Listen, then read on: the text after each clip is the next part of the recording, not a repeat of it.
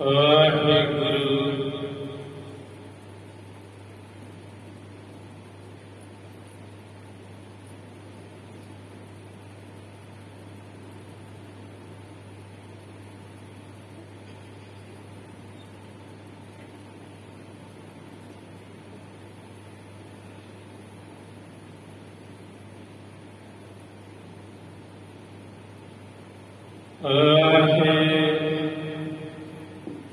ਗੁਰੂ ਜੀ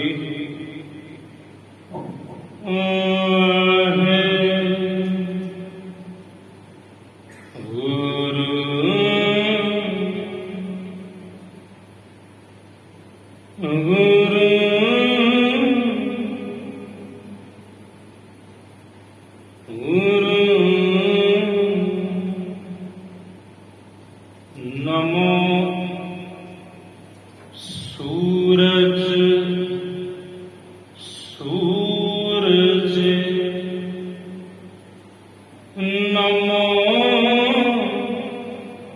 ਚੰਦਰ ਚੰਦਰ ਵਾਹਿਗੁਰੂ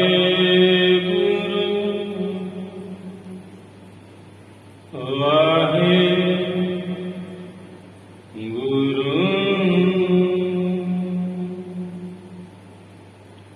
ਤੁਝ ਬਿਨ ਕਰੀ ਨਾ ਜੀਵਨ ਤ੍ਰਿਗ ਰਹਿਣਾ ਸੰਸਾਰ। ਤੁਝ ਬਿਨ ਕਰੀ ਨਾ ਜੀਵਨ ਤ੍ਰਿਗ ਰਹਿਣਾ ਸੰਸਾਰ। ਜੀ ਪ੍ਰਾਣ ਸੁਖ ਦਾਤਿਆ ਨਿਮਕ ਨਿਮਕ ਬਲਿਹਾਰ ਜੀ। ਜੀ ਪ੍ਰਾਣ ਸੁਖ ਦਾਤਿਆ ਨਿਮਕ ਨਿਮਕ ਬਲਿਹਾਰ ਜੀ। ਤੁਝ ਬਿਨ ਕਰੀ ਨਾ ਜੀਵਨ ਤ੍ਰਿਗ ਰਹਿਣਾ ਸੰਸਾਰ। ਜਿਸ ਪਿਆਰੇ ਸਿਉਨੇ ਹੋ ਤਿਸ ਆਗੇ ਮਰ ਚੱਲੀਏ। ਜਿਸ ਪਿਆਰ ਸਿਉਨੇ ਹੋ ਤਿਸ ਆਗੇ ਮਰ ਚੱਲੀਏ। ਤ੍ਰਿਗ ਜੀਵਨ ਸੰਸਾਰ ਤਾਕੇ ਪਾਛੈ ਜੀਵਨ। ਤ੍ਰਿਗ ਜੀਵਨ ਸੰਸਾਰ ਤਾਕੇ ਪਾਛੈ ਜੀਵਨ। ਤੁਝ ਬਿਨ ਕਰੀ ਨਾ ਜੀਵਨ ਤ੍ਰਿਗ ਰਹਿਣਾ ਸੰਸਾਰ। ਤੁਝ ਬਿਨ ਕਰੀ ਨਾ ਜੀਵਨ ਤ੍ਰਿਗ ਰਹਿਣਾ ਸੰਸਾਰ।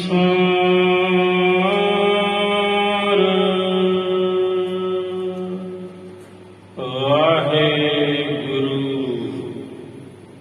ਜੀਓ ਸੁਕਾ ਹੋਟਲ ਗੁਰ ਸੇਵੀਏ। ਅਹਰਿ ਸਹਿਜ ਸੁਭਾਏ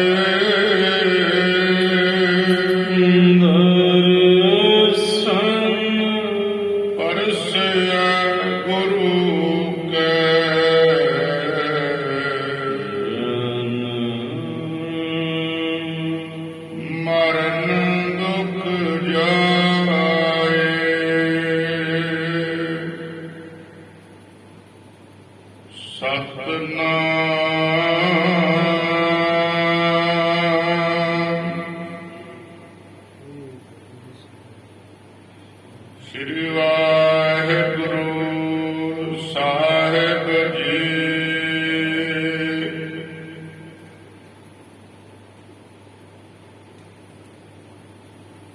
ਦੇਵ ਸੰਸੈ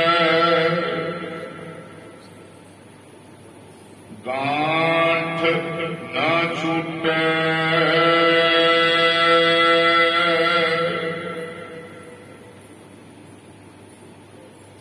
ਕਾਮ ਕ੍ਰੋਧ ਮਾਇਆ ਮਦ ਮਤਸਰ, ਇਨ ਪੰਚੋ ਮਿਲ ਲੁਟੇ।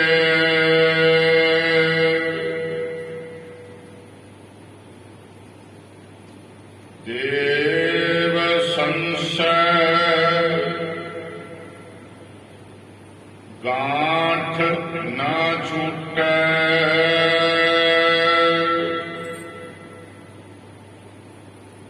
ਕਾਮ ਕ੍ਰੋਧ ਮਾਇਆ ਮਦ ਮਤਸਰ, ਇਨ ਪੰਚੋ ਮਿਲ ਲੁਟੇ।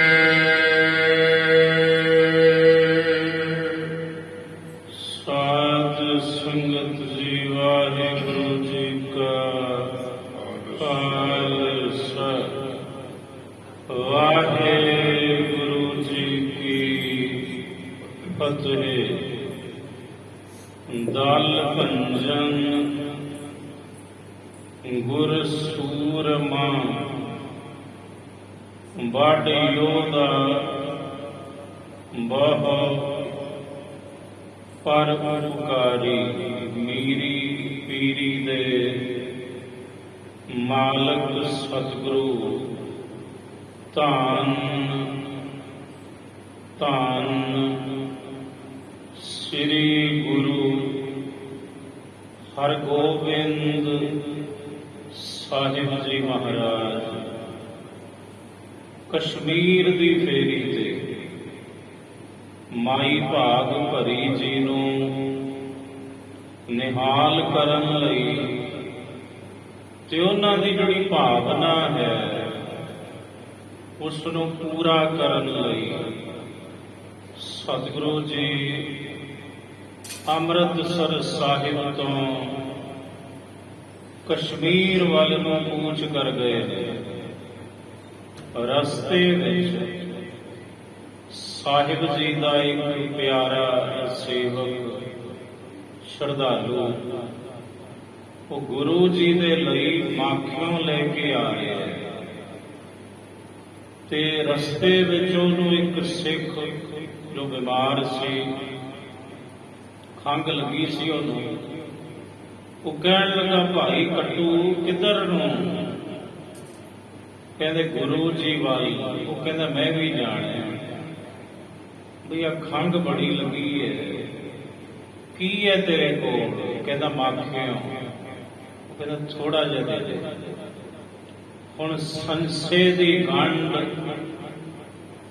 ਅਜੇ ਅੰਦਰੋਂ ਖੁੱਲੀ ਨਹੀਂ ਤੇ ਭਰਮ ਦੇ ਵਿੱਚ ਪਏ ਭਾਈ ਕੱਟੂ ਜੀ ਕਹਿਣ ਲੱਗੇ, ਤੇਰੇ ਵਾਸਤੇ ਥੋੜੀ ਹੈ ਸ਼ਹਿਦ, ਕਿਤੇ ਗੁਰਾਂ ਦੇ ਲਈ ਹੈ, ਗੁਰੂ ਲਈ ਹੈ, ਬੜਾ ਕੀਮਤੀ ਹੈ ਔਰ ਖਾਸ ਕਿਸਮ ਦਾ ਸ਼ਹਿਦ ਹੈ, ਬੜਾ ਮੁਸ਼ਕਲ ਇਕੱਠਾ ਕੀਤਾ ਕਿਉਂਕਿ ਸ਼ਹਿਦ ਦੀਆਂ ਬਹੁਤ ਕਿਸਮਾਂ ਨੇ।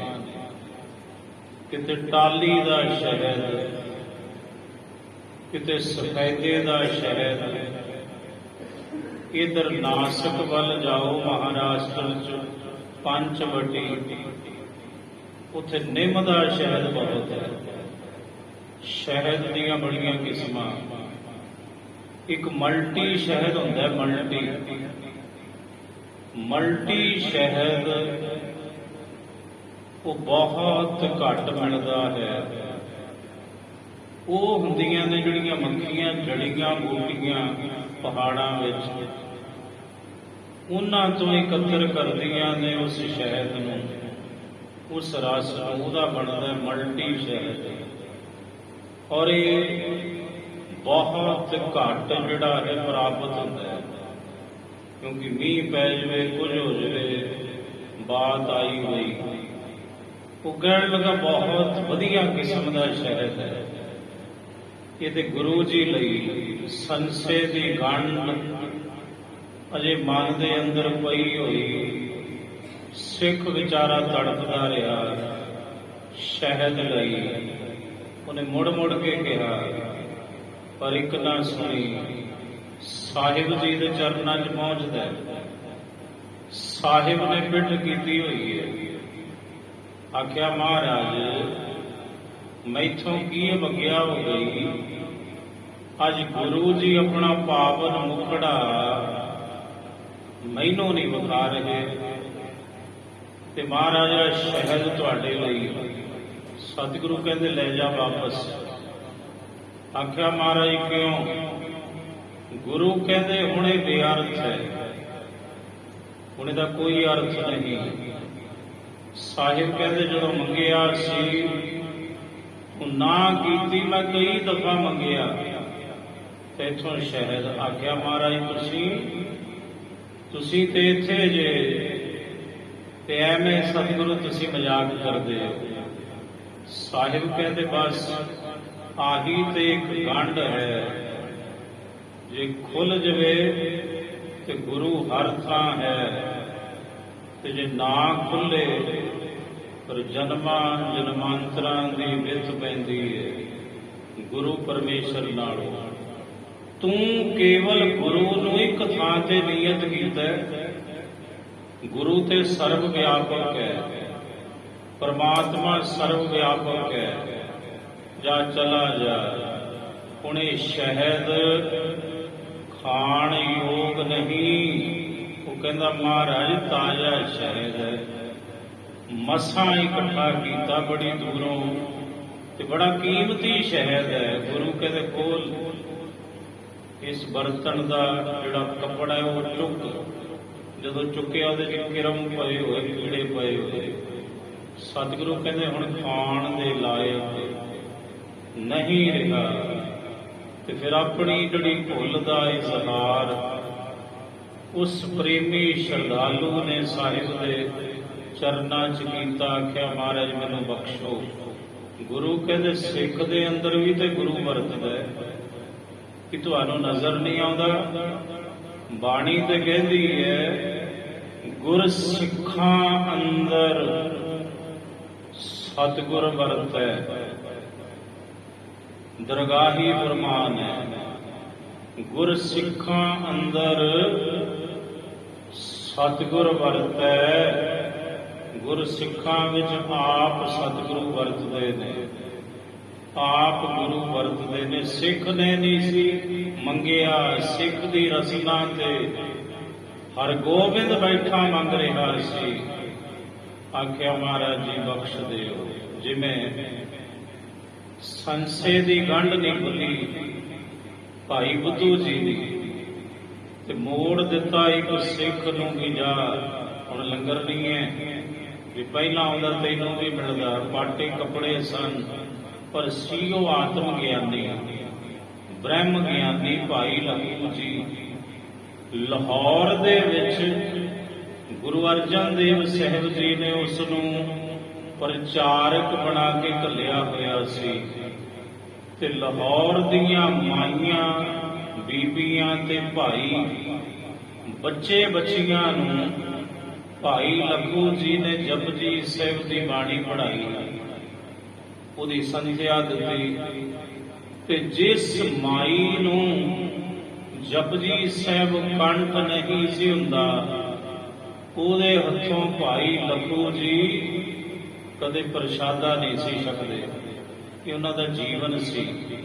ਅਚਾਨਕ ਆਏ ਜਦੋਂ ਭਾਈ ਬੁੱਧੂ ਨੇ ਆਪਣੇ ਘਰੇ ਸੰਗਤ ਨੂੰ ਬੁਲਾਇਆ, ਕਿਉਂਕਿ ਗੁਰੂ ਅਰਜਨ ਦੇਵ ਸਾਹਿਬ ਜੀ ਤੋਂ ਵਚਨ ਲੈ ਕੇ ਆਇਆ ਸੀ ਵੀ ਤੇਰਾ ਆਵਾ ਪੱਕਾ ਨਿਕਲੂ, ਤੂੰ ਸੰਗਤ ਨੂੰ ਆਪਣੇ ਘਰੇ ਬੁਲਾ, ਕਥਾ ਕੀਰਤਨ ਕਰਵਾ, ਲੰਗਰ ਤਿਆਰ ਕਰ ਛਕਾ, ਅਰਦਾਸ ਕਰਾ ਸੰਗਤ ਤੋਂ, ਕਿਉਂਕਿ ਸੰਗਤ ਦੀ ਅਰਦਾਸ ਵੱਡੀ ਹੁੰਦੀ ਹੈ। ਤੇ ਗੁਰੂ ਨਾਨਕ ਭਲੀ ਕਰਨਗੇ, ਤੇਰਾ ਆਵਾ ਪੱਕਾ ਨਿਕਲੂ, ਸਤ ਬਚਨ ਮਾਰਾ। ਫਿਰ ਸਾਰਾ ਕੁਝ ਹੋਇਆ। ਭਾਈ ਲੱਖੂ ਜੀ ਆਪਣੀ ਮੌਜ ਵਿੱਚ ਆਏ, ਕਹਿੰਦੇ ਉਹ ਸਿੱਖਾ ਭੁੱਖ ਲੱਗੀ ਹੈ, ਪ੍ਰਸ਼ਾਦਾ ਦੇ ਦੇ। ਆਖਿਆ ਪਰੇ ਹਟ, ਹੁਣ ਕੋਈ ਪ੍ਰਸ਼ਾਦੇ ਦਾ ਟਾਈਮ ਹੈ? ਪਹਿਲਾਂ ਆਉਂਦਾ ਤੈਨੂੰ ਵੀ ਲੰਗਰ ਮਿਲਦਾ, ਹੁਣ ਤੇ ਸੰਗਤ ਨੇ ਅਰਦਾਸ ਕਰ ਦਿੱਤੀ ਹੈ, ਹੁਣ ਕੋਈ ਲੰਗਰ ਨਹੀਂ। ਤੇ ਕਹਿਣ ਲੱਗੇ ਚੰਗਾ ਫਿਰ ਕਰਾ ਅਰਦਾਸ ਤੋਂ, ਸੰਗਤ ਤੋਂ। ਇਧਰ ਸੁਣ ਬੁੱਧੂ ਤੇਰਾ ਆਵਾ ਕੱਚਾ ਕੱਚਾ ਕੱਚਾ। ਤੇ ਸੰਗਤ ਅਰਦਾਸ ਕਰਦੀ ਹੈ ਮਹਾਰਾਜ ਬੁੱਧੂ ਦਾ ਆਵਾ ਪੱਕਾ ਨਿਕਲੇ।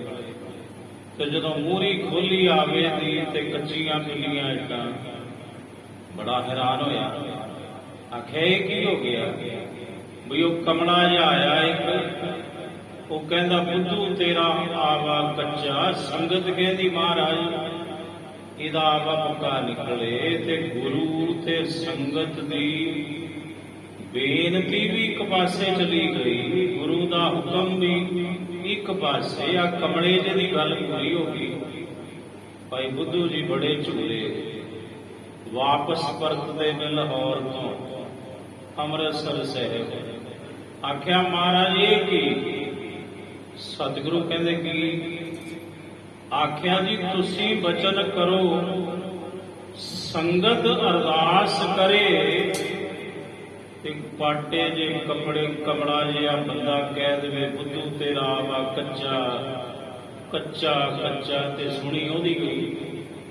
ਸਤਿਗੁਰੂ ਇਹ ਕੀ? ਗੁਰੂ ਕਹਿੰਦੇ ਵੀ ਤੈਥੋਂ ਵਗਿਆ ਹੋਈ, ਤੈਥੋਂ ਭੁੱਲੋਗੀ ਕੋਈ। ਆਖਿਆ ਮਹਾਰਾਜ ਕਿਹੋ ਜੀ ਭੁੱਲ? ਸਤਿਗੁਰੂ ਕਹਿੰਦੇ ਕਿਸੇ ਨੂੰ ਲੰਗਰ ਤੋਂ ਖਾਲੀ ਤਾਂ ਨਹੀਂ ਮੋੜਿਆ? ਆਖਿਆ ਮਹਾਰਾਜ ਨਾ ਕਿਸੇ ਨੂੰ ਨਹੀਂ ਮੋੜਿਆ। ਹਾਂ, ਉਹ ਕਮਲਾ ਜਿਹਾ ਜਿਹੜਾ ਸੀ ਉਹ ਗਲਤ ਟਾਈਮ ਤੇ ਆਇਆ। ਸਤਿਗੁਰੂ ਜਦੋਂ ਲੰਗਰ ਵਰਤ ਚੁੱਕਾ ਸੀ, ਗੁਰੂ ਕਹਿੰਦੇ ਬਸ ਉਸ ਕਮਲੇ ਦੀ ਸੁਣੀ ਗਈ। ਤੇਰੀ ਨਜ਼ਰ ਵਿੱਚ ਉਹ ਕਮਲਾ ਹੈ, ਪਰ ਮੇਰੀ ਨਜ਼ਰ ਵਿੱਚ ਉਹ ਬ੍ਰਹਮ ਗਿਆਨੀ ਹੈ, ਆਤਮ ਗਿਆਨੀ ਹੈ। ਇਹ ਲੱਖੂ, ਇਹ ਭਾਈ ਬੁੱਧੂ ਸੁਣ। ਭਾਈ ਲੱਖੂ ਦੀ ਰਸਨਾ ਤੇ ਅੱਠੇ ਪਹਿਰ ਗੁਰੂ ਅਰਜਨ ਦੇਵ ਦਾ ਵਾਸਾ ਹੈ। ਉਹਨੇ ਨਹੀਂ ਕਿਹਾ, ਅਸਾਂ ਕਿਹਾ। ਪ੍ਰਭ ਜੀ ਵਸ ਹੈ ਸਾਦਗੀ ਰਸਨਾ ਹੈ। ਭਾਈ ਬੁੱਧੂ ਇੱਕ ਸੰਸਾ ਹੈ, ਇੱਕ ਭਰਮ ਹੈ, ਇੱਕ ਵਹਿਮ ਹੈ। ਤੇ ਸੰਸੇ ਦੀ ਗੰਢ ਨੂੰ ਖੋਲ। ਤੇ ਗੁਰੂ ਅਰਜਨ ਦੇਵ ਨੂੰ ਹਰ ਥਾਂ ਤੇ ਵੇਖ, ਹਰ ਥਾਂ ਤੇ ਜਾਣ। ਕਿ ਸੰਸੇ ਦੀ ਗੰਢ ਜਦੋਂ ਤੱਕ ਨਹੀਂ ਖੁੱਲਦੀ ਨਾ ਭਾਈ ਬੁੱਧੂ, ਉਦੋਂ ਤੱਕ ਗੱਲ ਬਣਦੀ ਕੋਈ ਨਹੀਂ। ਗੱਲ ਚੱਲ ਰਹੀ ਹੈ ਸੰਸੇ ਦੀ, ਕਿਉਂਕਿ ਲੜੀਵਾਰ ਕਥਾ ਵਿੱਚ ਸੰਸੇ ਦੀ ਬਾਤ ਕੀਤੀ ਹੈ। ਭਗਤ ਰਵਿਦਾਸ ਜੀ ਨੇ ਰਾਮ ਕਲੀ ਰਾਗ ਵਿੱਚ ਚੱਲ ਰਹੇ ਸ਼ਬਦ ਦੇ ਅੰਦਰ ਇੱਕ ਸੰਸਾ ਹੀ ਤੇ ਸੀ। ਗੁਰੂ ਨਾਨਕ ਸਾਹਿਬ ਕਹਿੰਦੇ ਨੇ ਬਾਬਾ ਸ੍ਰੀ ਚੰਦ ਪੁੱਤਰੋ, ਬਾਬਾ ਲਖਮੀ ਦਾਸ ਕਿੱਕਰ ਨੂੰ ਝੂਣੋ ਪਲਾਓ। 3 ਦਿਨ ਹੋ ਗਏ ਝੜੀ ਲੱਗੀ ਹੋਈ ਹੈ, ਲੰਗਰ ਤਿਆਰ ਨਹੀਂ ਹੋ ਸਕਿਆ। ਤੇ ਇਥੋਂ ਪਕਵਾਨ ਡਿਗਣਗੇ, ਸੰਗਤਾਂ ਛਕਣਗੀਆਂ, ਤ੍ਰਿਪਤ ਹੋਣਗੀਆਂ। ਸੰਸੇ ਦੀ ਗੰਢ ਅਜੇ ਖੁੱਲੀ ਨਹੀਂ। ਤਾਂ ਬਾਬਾ ਸ੍ਰੀ ਚੰਦ ਜੀ ਕਹਿੰਦੇ ਪਿਤਾ ਜੀ ਇਹ ਕਿਵੇਂ ਹੋ ਸਕਦਾ ਹੈ? ਕਦੇ ਕਿੱਕਰਾਂ ਨੂੰ ਮਠਿਆਈਆਂ ਲੱਗੀਆਂ ਅਸਾਂ ਤੇ ਸੁਣਿਆ ਨਹੀਂ, ਅੱਜ ਤੱਕ ਨਾ ਵੇਖੀਆਂ ਨੇ। ਬਾਬਾ ਲਖਮੀ ਦਾਸ ਜੀ ਦਾ ਵੀ ਉਹੀ ਉੱਤਰ ਹੈ। ਹੁਣ ਜਿਸ ਦੇ ਅੰਦਰੋਂ ਗੁਰੂ ਨੇ ਸੰਸੇ ਦੀ ਗੰਢ ਖੋਲ ਦਿੱਤੀ, ਉਹ ਸੇਵਕ ਭਾਈ ਲਹਿਣਾ ਜੀ। ਆਖਿਆ ਲਹਿਣਿਆ, ਹਾਂ ਮਹਾਰਾਜ। ਸਤਿਗੁਰੂ ਕਹਿੰਦੇ ਚੜ ਜਾ ਕਿੱਕਰ ਦੇ ਉੱਪਰ, ਟਾਣੇ ਹਿਲਾ, ਮਠਿਆਈਆਂ ਗਿਰਨਗੀਆਂ। ਆਖਿਆ ਸਤ ਬਚਨ ਮਹਾਰਾਜ। ਤੇ ਸਾਹਿਬਜ਼ਾਦੇ ਹੱਸਣ ਲੱਗੇ। ਬਾਬਾ ਸ੍ਰੀ ਚੰਦ ਜੀ, ਬਾਬਾ ਲਖਮੀ ਦਾਸ ਜੀ ਵੀ ਕਿੱਧਰ ਨੂੰ ਇਹ ਥੋੜੀ ਵੀ ਗੁਰੂ ਨਾਨਕ ਜੋ ਕਹਿਣ ਉਹ ਮੰਨੋ। ਤੁਸੀਂ ਥੋੜਾ ਦਿਮਾਗ ਵੀ ਲੜਾਓ।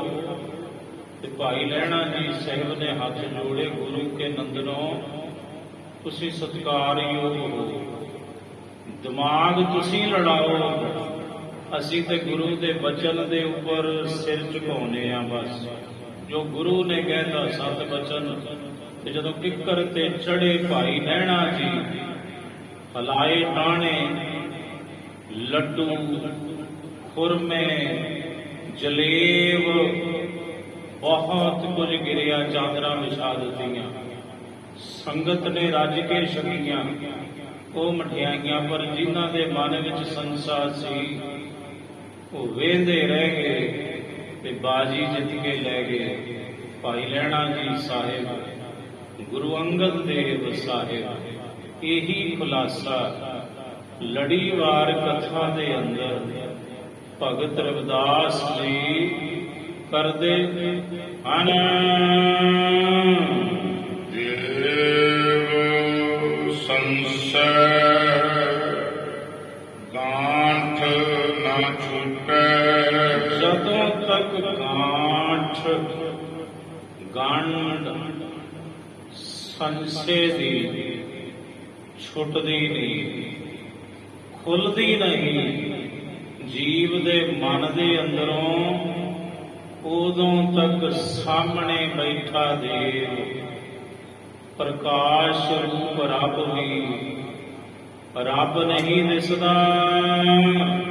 ਕਾਮ ਕ੍ਰੋਧ ਮਾਇਆ ਮਦ ਮਤਸਰ। ਇਹ ਜਿਹੜੇ ਵਿਕਾਰ ਨੇ ਪੰਜੇ, ਕਾਮ, ਕ੍ਰੋਧ, ਮਾਇਆ ਮਦ, ਮਾਇਆ ਦਾ ਹੰਕਾਰ ਤੇ ਮਤਸਰ ਕਹਿੰਦੇ ਨੇ ਈਰਖਾ ਨੂੰ। ਇਹ ਜਿਹੜੇ ਪੰਜੇ ਵਿਕਾਰ ਹਨ, ਇਨ ਪੰਜੋ ਮਿਲ ਲੂਟੇ।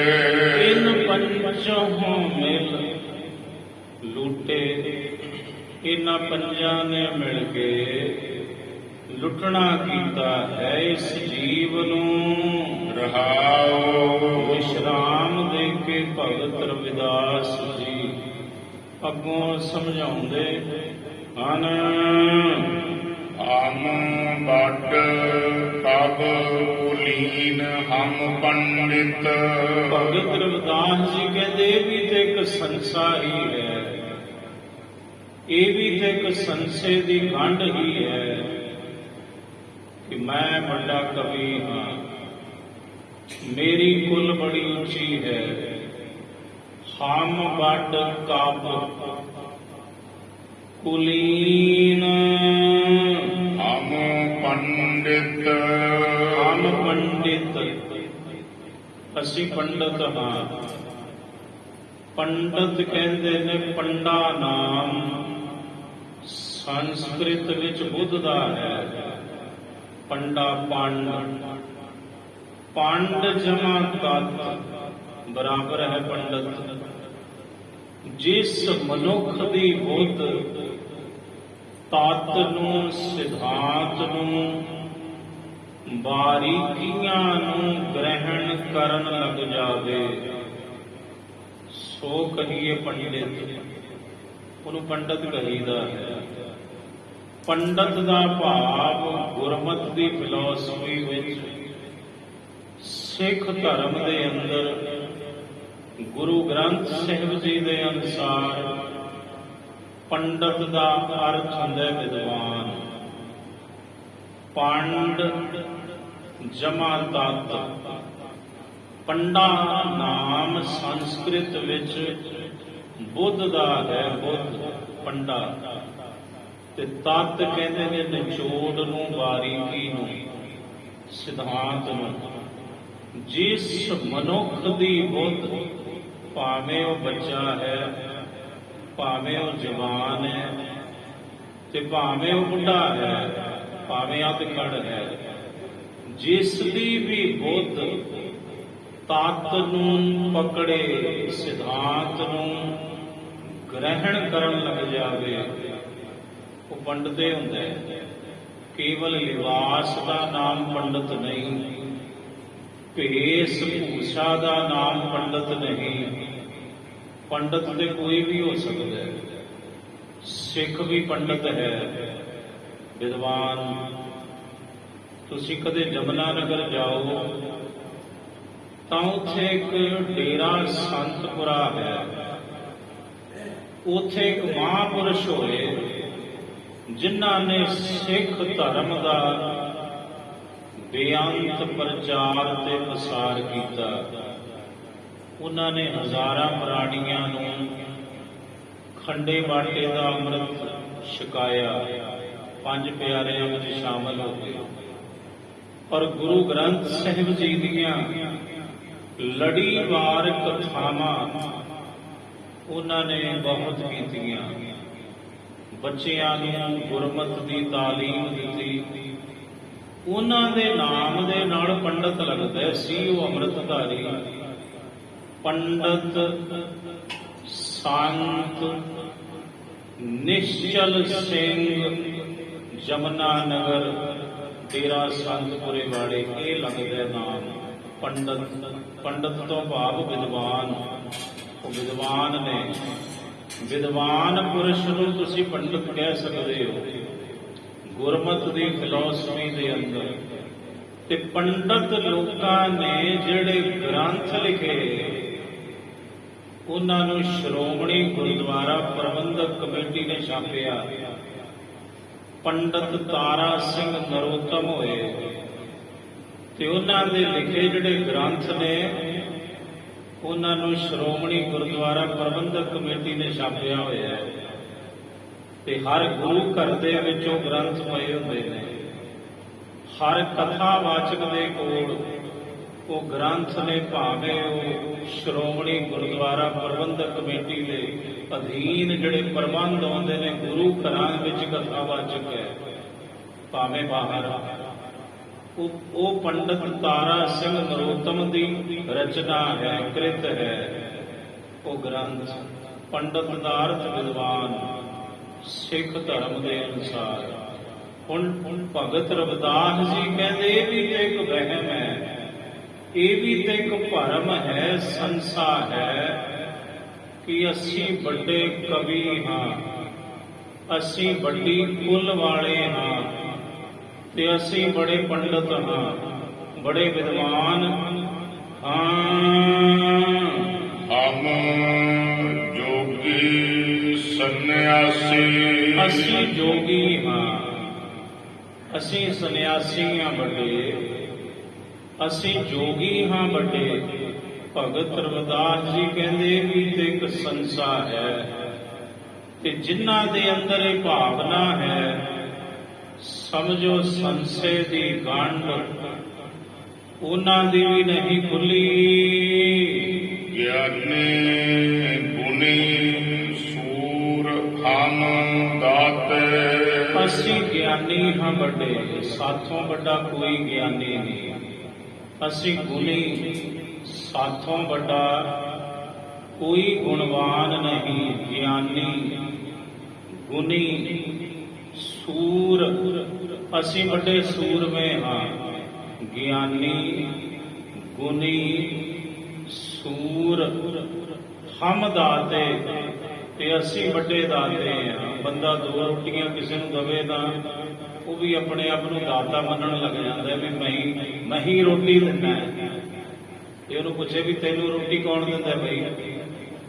ਇੱਕ ਦਾਤਾ, ਇੱਕ ਦਾਤਾ ਸਭਨਾ ਜੀਆਂ ਦਾ, ਇੱਕ ਦਾਤਾ, ਇੱਕ ਦਾਤਾ, ਇੱਕ ਦਾਤਾ ਸਭਨਾ ਜੀਆਂ ਦਾ, ਇੱਕ ਦਾਤਾ ਜਗਤ ਭਿਖਾਰੀ ਫਿਰਤ ਹੈ, ਜਗਤ ਭਿਖਾਰੀ ਫਿਰਤ ਹੈ, ਸਭ ਕੋ ਦਾਤਾ ਰਾਮ, ਸਭ ਕੋ ਦਾਤਾ ਰਾਮ, ਇੱਕ ਦਾਤਾ ਇਕ ਦਾਤਾ ਸਭਨਾ ਜੀਆਂ ਕਾ ਇਕ ਦਾਤਾ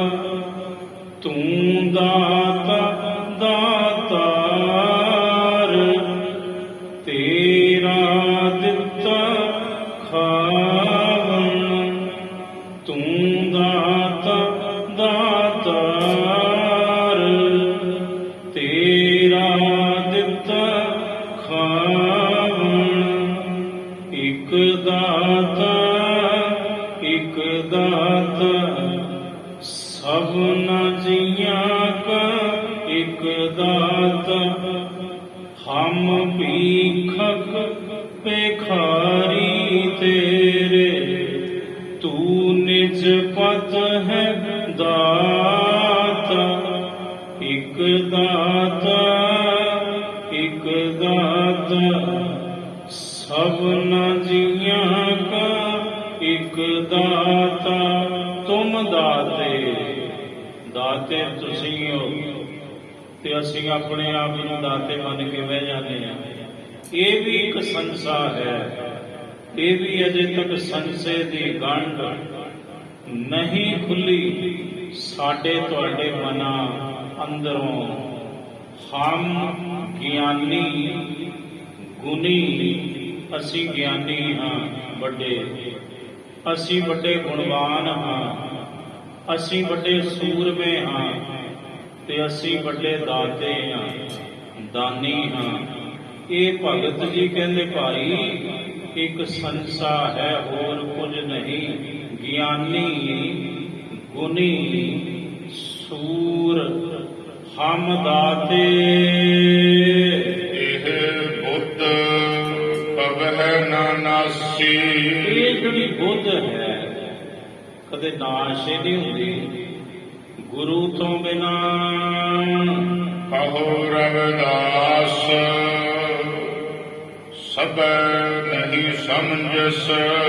ਭਗਤ ਰਵਿਦਾਸ ਜੀ ਕਹਿੰਦੇ ਦੁਨੀਆ ਦੇ ਲੋਕੋ, ਮੈਂ ਰਵਿਦਾਸ ਆਖਦਾ ਹਾਂ ਕਿ ਜਿੰਨੇ ਮੈਂ ਗਿਣੇ ਨੇ ਸਾਰੇ ਅਜੇ ਬੇਸਮਝ ਹੀ ਤੁਰੇ ਫਿਰਦੇ ਨੇ। ਇਹ ਨਾ ਸਮਝੀ ਵਿੱਚ ਨੇ ਸਾਰੇ, ਸਮਝਦੇ ਕੋਈ ਨਹੀਂ। ਕਹੋ ਰਵਿਦਾਸ ਸਭੈ ਨਹੀਂ ਸਮਝਸ। ਇਹ ਭਾਈ ਸਾਰੇ ਸਮਝਦੇ ਕੋਈ ਨਹੀਂ। ਊਲ ਪਰੇ ਜੈਸੇ ਬਾਉਰੇ। ਤੇ ਭੁੱਲੇ ਇੰਜ ਫਿਰਦੇ ਨੇ ਜਿਵੇਂ ਕਮਲੇ ਸਦਾਈ ਤੁਰੇ ਫਿਰਦੇ ਨੇ। ਭਗਤ ਜੀ ਕਹਿੰਦੇ ਇਹ ਵੀ ਭੁੱਲੇ ਹੋਏ ਨੇ, ਇਹ ਵੀ ਕਮਲੇ ਨੇ, ਇਹ ਵੀ ਪਾਗਲ ਨੇ, ਇਹ ਵੀ ਸਦਾਈ ਨੇ, ਜਿਨ੍ਹਾਂ ਨੂੰ ਅਜੇ ਤੱਕ ਇਹ ਸਮਝ ਕੋਈ ਨਹੀਂ ਆਈ ਵੀ ਦਾਤੇ ਅਸੀਂ ਨਹੀਂ। ਦਾਤਾ ਰੱਬ ਹੈ, ਦਾਤਾ ਗੁਰੂ ਹੈ, ਸਭ ਤੋਂ ਵੱਡਾ ਗਿਆਨੀ ਪਰਮਾਤਮਾ ਹੈ, ਸਭ ਤੋਂ ਵੱਡਾ ਗੁਣਵਾਨ ਰੱਬ ਹੈ, ਗੁਰੂ ਹੈ, ਸਭ ਤੋਂ ਵੱਡਾ ਸੂਰਮਾ ਗੁਰੂ ਪਰਮੇਸ਼ਰ ਹੈ। ਤੇ ਗਿਆਨੀ ਅਗਿਆਨੀ ਨੂੰ ਬਣਾਉਣ ਵਾਲਾ ਗਿਆਨੀ ਇੱਕ ਰੱਬ ਹੈ, ਇੱਕ ਗੁਰੂ ਹੈ। ਗੁਰੂ ਹਰਿਕ੍ਰਿਸ਼ਨ ਸਾਹਿਬ ਮਹਾਰਾਜ ਨੇ ਉਸ ਅਗਿਆਨੀ ਨੂੰ ਗਿਆਨੀ ਬਣਾਇਆ ਨਾ, ਜਿਹਨੂੰ ਦੁਨੀਆ ਕਹਿੰਦੀ ਸੀ ਕਮਲਾ ਤੁਰਿਆ ਫਿਰਦਾ ਹੈ, ਸ਼ਦਾਈ ਹੈ, ਛੱਜੂ ਝੀਵਰ, ਤੇ ਉਹਨੂੰ ਤਤਵੇਤਾ ਬਣਾਇਆ ਕਿਹਨੇ? ਗੁਰੂ ਨੇ। ਧੰਨ ਸ੍ਰੀ ਗੁਰੂ ਹਰਿਕ੍ਰਿਸ਼ਨ ਸਾਹਿਬ ਜੀ ਮਹਾਰਾਜ ਜੀ ਨੇ। ਹੁਣ ਸੂਰਮੇ ਦੀ ਦਾਤ, ਸੂਰਮਤਾਈ ਦੀ ਦਾਤ ਕੌਣ ਬਖਸ਼ਦਾ ਹੈ? ਗੁਰੂ ਪਰਮਾਤਮਾ। 1.25 लाख से एक लड़ाऊं तबै गोविंद सिंह नाम कहाऊं चमकौर दी गढ़ी दा साका चेते करो। ये सूरमताई किस बख्शी? ये महासूर में कलगियां वाले ने अपने सिंघां अंदर ये सूरमताई दी दात ਬਖਸ਼ੀ। ਸੋ ਭਗਤ ਜੀ ਕਹਿੰਦੇ ਸਭ ਝੱਲੇ ਤੁਰੇ ਫਿਰਦੇ ਨੇ। ਕਹ ਰਵਿਦਾਸ, ਮੈਂ ਰਵਿਦਾਸ ਕਹਿੰਦਾ ਹਾਂ, ਸਭੈ, ਇਹ ਸਾਰੇ ਜਿੰਨੇ ਗਿਣੇ ਨੇ, ਸਭੈ ਨਹੀਂ ਸਮਝਸ, ਇਹ ਅਜੇ ਤੱਕ ਸਮਝਦੇ ਹੀ ਨਹੀਂ। ਭੂਲ ਪਰੇ ਜੈਸੇ ਬੌਰੇ, ਇਹ ਤੇ ਇੰਜ ਭੁੱਲਾਂ ਵਿੱਚ ਪਏ ਹੋਏ ਨੇ ਜਿਵੇਂ ਬੌਰੇ ਹੁੰਦੇ ਨੇ, ਕਮਲੇ ਹੁੰਦੇ ਨੇ, ਸ਼ਦਾਈ ਹੁੰਦੇ ਹਨ। ਮੋਹ ਆਧਾਰ ਨਾਮ ਨਾਰਾਇਣ। ਇਹ ਮੇਰੇ ਵਾਹਿਗੁਰੂ, ਮੈਨੂੰ ਨਾਰਾਇਣ ਇੱਕ ਤੇਰੇ ਨਾਮ ਦਾ ਹੀ ਭਗਤ ਜੀ ਕਹਿੰਦੇ ਆਸਰਾ ਹੈ। ਇਹ ਮੇਰੇ ਰਾਮ ਜੀ, ਇਹ ਮੇਰੇ ਨਾਰਾਇਣ ਜੀ, ਮੈਂ ਰਵਿਦਾਸ ਨੂੰ ਇੱਕ ਤੇਰੇ ਨਾਮ ਦਾ ਹੀ ਸਹਾਰਾ ਹੈ। ਜੀਵਨ ਪ੍ਰਾਣ ਧਨ ਮੋਰੇ। ਮੇਰੀ ਜਿੰਦ ਤੂੰ ਹੈ, ਮੇਰੇ ਪ੍ਰਾਣ ਤੂੰ ਹੈ, ਤੇ ਮੇਰੇ ਕੋਲ ਜੋ ਕੁਝ ਸੰਪਤੀ ਹੈ ਉਹ ਤੇਰੀ ਦਿੱਤੀ ਹੋਈ ਹੈ, ਮੇਰੀ ਨਹੀਂ। ਜੋ ਕੁਝ ਮੇਰੇ ਕੋਲ ਧਨ ਹੈ, ਭਾਵੇਂ ਦੁਨਿਆਵੀ ਤੇ ਭਾਵੇਂ ਨਾਮ ਧਨ, ਇਹਦਾ ਦਾਤਾ ਤੂੰ ਹੈ। ਮੇਰੀ ਜਿੰਦ ਤੂੰ ਹੈ, ਮੇਰੇ ਪ੍ਰਾਣ ਤੂੰ ਹੈ, ਤੇ ਮੇਰੇ ਜੀਵਨ ਦਾ ਆਧਾਰ ਤੂੰ ਹੈ, ਤੇ ਤੇਰਾ ਨਾਮ ਹੈ ਰਾਮ ਕਲੀ ਬਾਣੀ ਬੇੜੀ ਜੀਓ ਕੀ। ਹੁਣ ਰਾਮ ਕਲੀ ਰਾਗ ਵਿੱਚ ਭਗਤ ਬੇੜੀ ਜੀ ਦੀ ਬਾਣੀ, ਭਗਤ ਬੇੜੀ ਜੀ ਦਾ ਸ਼ਬਦ ਹੈ। ਬੇੜੀ ਜੀ ਦਾ ਅਸਲ ਨਾਮ ਬ੍ਰਹਮਵਾਦ ਬੇੜੀ ਹੋਇਆ, ਤੇ ਆਪ ਜੀ ਮੱਧ ਪ੍ਰਦੇਸ਼ ਦੇ ਵਿੱਚ ਇੱਕ ਨਗਰ ਹੈ ਅਸਲੀ ਨਗਰ, ਉੱਥੇ ਆਪ ਜੀ ਦਾ ਅਵਤਾਰ ਹੋਇਆ ਭਗਤ ਬੇੜੀ ਜੀ ਦਾ। 3 ਸ਼ਬਦ ਗੁਰੂ ਗ੍ਰੰਥ ਸਾਹਿਬ ਮਹਾਰਾਜ ਜੀ ਵਿੱਚ ਭਗਤ ਬੇੜੀ ਜੀ ਦੇ ਆਏ ਨੇ। ਪਹਿਲਾ ਸ਼ਬਦ ਸ੍ਰੀ ਰਾਗ ਵਿੱਚ ਆਪ ਜੀ ਦਾ ਆਇਆ, ਮਹਾਰਾਜ ਜੀ ਨੇ ਲਿਖਿਆ ਹੈ। ਦੂਸਰਾ ਇਹ ਸ਼ਬਦ ਹੈ ਰਾਮ ਕਲੀ ਰਾਗ ਵਿੱਚ ਭਗਤ ਬੇੜੀ ਜੀ ਦਾ। ਤੀਸਰਾ ਸ਼ਬਦ ਭਗਤ ਬੇੜੀ ਜੀ ਦਾ ਪ੍ਰਭਾਤੀ ਰਾਗ ਦੇ ਵਿੱਚ ਹੈ। ਇੰਜ ਭਗਤ ਜੀ ਦੀ ਜਿਹੜੀ ਬਾਣੀ ਹੈ, ਭਗਤ ਬੇੜੀ ਜੀ ਦੇ ਜਿਹੜੇ ਸ਼ਬਦ ਨੇ, ਉਹਨਾਂ ਦਾ ਕੁੱਲ ਜੋੜ ਹੈ, ਕੁੱਲ ਗਿਣਤੀ ਹੈ 3। ਗੁਰੂ ਗ੍ਰੰਥ ਸਾਹਿਬ ਮਹਾਰਾਜ ਜੀ ਵਿੱਚ ਆਪ ਜੀ ਦੇ 3 ਸ਼ਬਦ ਪੰਚਮ ਪਾਤਸ਼ਾਹ ਗੁਰੂ ਅਰਜਨ ਦੇਵ ਮਹਾਰਾਜ ਜੀ ਨੇ ਅੰਕਿਤ ਕਰਵਾਏ, ਲਿਖਵਾਏ ਭਾਈ ਸਾਹਿਬ ਭਾਈ ਗੁਰਦਾਸ ਜੀ ਤੋਂ। ਅੰਗਰੇਜ਼ ਇਤਿਹਾਸਕਾਰ ਸਰ ਮੈਕਾਲਮ M.A. ਭਗਤ ਬੇੜੀ ਜੀ ਦਾ ਜਿਹੜਾ ਅਵਤਾਰ ਦਾ ਸਮਾਂ ਹੈ ਉਹ 13ਵੀਂ ਸਦੀ ਲਿਖਦੇ ਨੇ। Sir Malcolm M.A. ਜਿਹੜੇ M.A. ਸਨ, ਸਰ ਮੈਕਾਲਮ ਬੜੇ ਤਕੜੇ ਇਤਿਹਾਸਕਾਰ, ਤੇ ਉਹਨਾਂ ਨੇ ਜੋ ਕੁਝ ਲਿਖਿਆ ਉਹ ਪੰਥ ਨੇ ਪ੍ਰਵਾਨਿਤ ਕੀਤਾ ਹੋਇਆ। ਸਰ ਮੈਕਾਲਮ ਦੀ ਲਿਖੀ ਜਿਹੜੀ ਹਿਸਟਰੀ ਹੈ, ਸਿੱਖ ਹਿਸਟਰੀ, ਗੁਰ ਇਤਿਹਾਸ, ਉਹ ਪੰਥ ਨੇ ਪ੍ਰਵਾਨ ਕੀਤਾ ਹੋਇਆ, ਉਹਨਾਂ ਦਾ ਲਿਖਿਆ ਹੋਇਆ ਇਤਿਹਾਸ। ਉਹ 13ਵੀਂ ਸਦੀ ਦਾ ਕਾਲ ਮੰਨਦੇ ਨੇ ਸਰ ਮੈਕਾਲਮ ਕਿ ਆਪ ਜੀ ਦਾ ਅਵਤਾਰ 13ਵੀਂ ਸਦੀ ਦੇ ਵਿੱਚ ਹੋਇਆ। ਅਸਲ ਨਾਮ ਆਪ ਜੀ ਦਾ ਬ੍ਰਹਮਵਾਦ ਬੀੜੀ ਸੀ।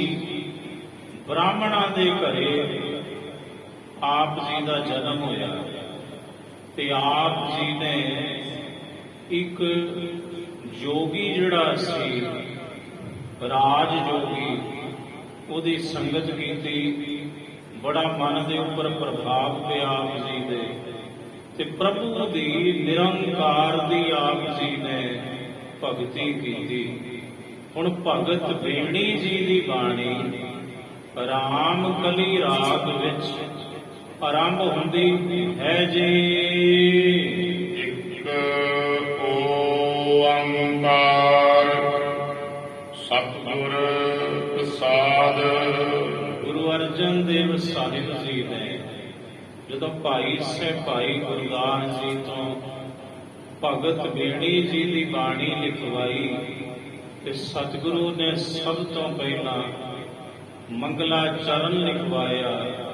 ਪਰਮਾਤਮਾ ਇੱਕ ਹੈ, ਨਾਸ਼ ਤੋਂ ਰਹਿਤ ਹੈ, ਸਭ ਤੋਂ ਵੱਡਾ ਹੈ, ਆਨੰਦ ਸਰੂਪ ਹੈ, ਕਿਰਪਾ ਸਰੂਪ ਹੈ। ਉਸ ਇੱਕ ਓੰਕਾਰ ਜੀ ਦੀ ਪ੍ਰਾਪਤੀ ਸਤਿਗੁਰੂ ਦੀ ਕਿਰਪਾ ਨਾਲ ਹੀ ਹੁੰਦੀ ਹੈ। ਆਏ ਪ੍ਰਭ ਸਰਨਾਗਤੀ ਕਿਰਪਾ ਨਿਧ ਦਇਆਲ।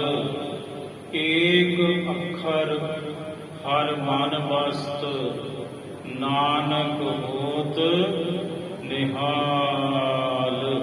ਵਾਹਿਗੁਰੂ ਜੀ ਕਾ ਖਾਲਸਾ, ਵਾਹਿਗੁਰੂ ਜੀ ਕੀ ਫਤਿਹ।